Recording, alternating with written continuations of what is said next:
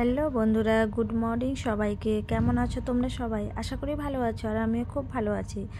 আর আজকে পৌষ সংক্রান্ত, তাই তোমাদের সবাইকে জানাই পৌষ সংক্রান্তের শুভকামনা।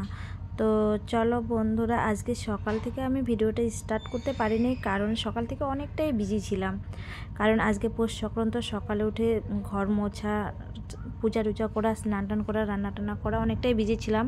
আর তারপরে আমাদের বাতাসিতে মা কালীর পুজো হবে আজকে, তো সেখানেই যাচ্ছি ভোগ দিতে। তো বন্ধুরা চলো, তোমাদেরকেও দেখাবো মায়ের মন্দিরটা। আমি যেখানে পুজো করতে যাচ্ছি সেই মায়ের মূর্তিটা 22 হাত, অনেক বড় আর খুব সুন্দর। তোমরা কোনো দিনও এসেছো কি না কেউ এই পুজোতে, অবশ্যই তোমরা কমেন্ট করে জানাবে। চলো বন্ধুরা, তো চলে এসেছি। দেখো বন্ধুরা, আজকে পৌষ সংক্রান্তিতে এই পুজোটা হয়, আর এই পুজোর উপলক্ষে মেলা বসে। এখানে মেলাটা অনেক বড় হয় আর খুব সুন্দর হয়। তো বন্ধুরা চলো, ভোগ নিয়ে কিছুটা ভোগ নিয়ে তারপরে চলে যাব মায়ের মন্দিরে ভোগ দিতে। তো নিয়ে নিলাম ভোগ, চলো যাওয়া যাক তাহলে, পূজা করে আসি।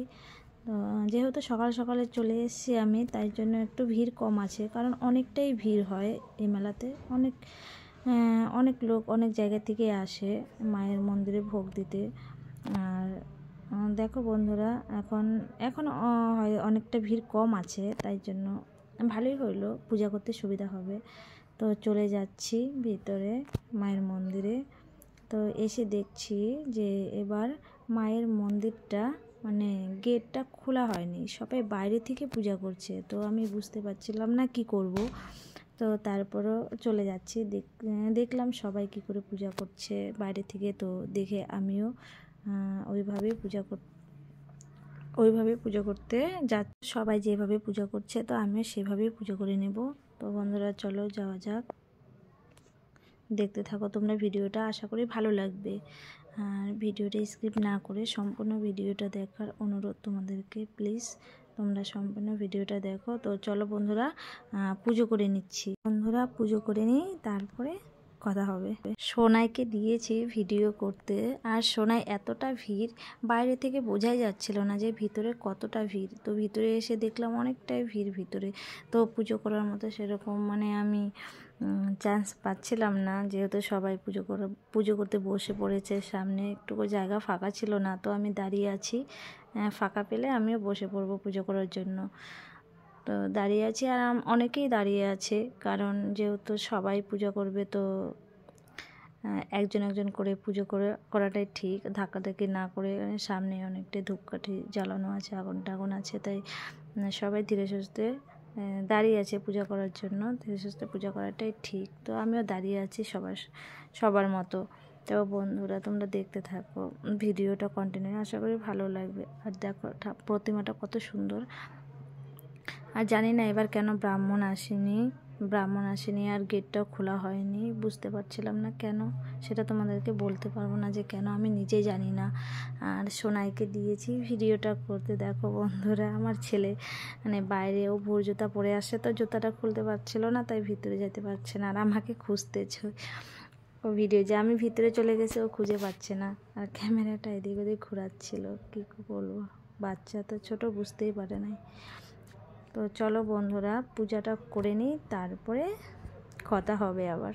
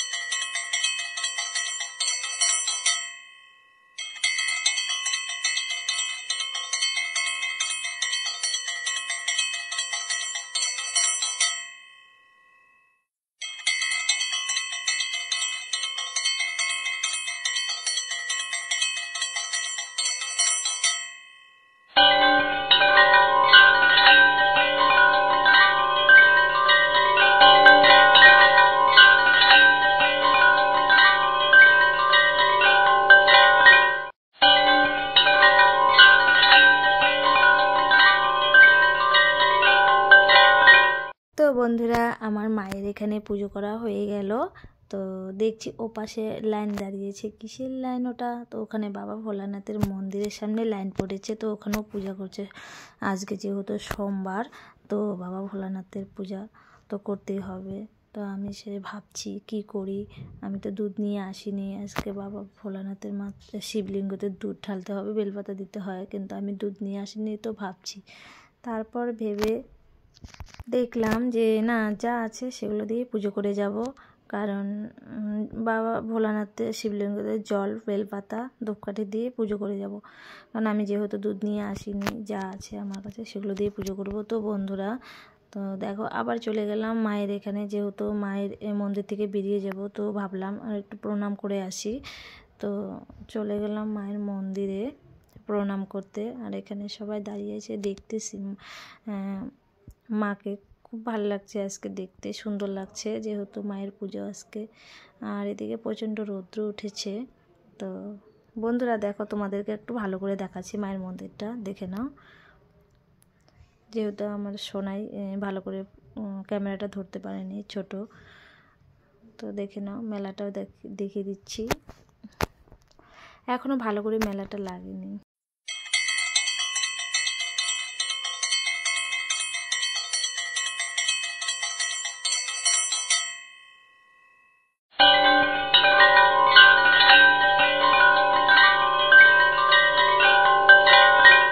তো চলে আসলাম পাশে বাবা ভোলানাথের মন্দিরে। তো এখানে এসে দেখি অনেকটা ভিড় জমে আছে, সবাই পূজা করছে। তো আজকে যেহেতু মায়ের পুজো পৌষ সংক্রান্তি হয়, তো অনেক লোকই আসে অনেক জায়গা থেকে পূজা করার জন্য। আজকে আসছে সবাই, এসে এর জন্য এতটা ভিড়। তো ভিড়ের মধ্যে সবাইকে পূজা করতে হবে। তো আমি দাঁড়িয়ে আছি বন্ধুরা, ভিড়টা কমলে আমি পুজো করতে বসে যাব। তো বসে পড়লাম পূজা করতে।